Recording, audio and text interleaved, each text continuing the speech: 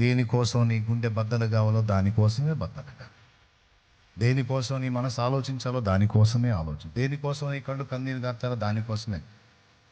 కలేపాకు లాంటి సంగతులను కూర్చి నువ్వు గందరగోళం అవ్వాల్సిన స్థాయి కాదు వాటిది.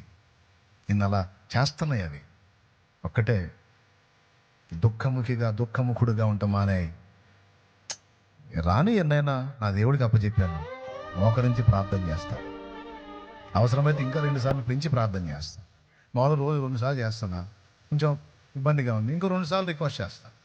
రోజు 4 సార్లు పంపిస్తా రిపోర్ట్స్, అప్పచెప్పేస్తా. నా తండ్రికి తెలీదా ఏది ఎప్పుడు చేయాలో?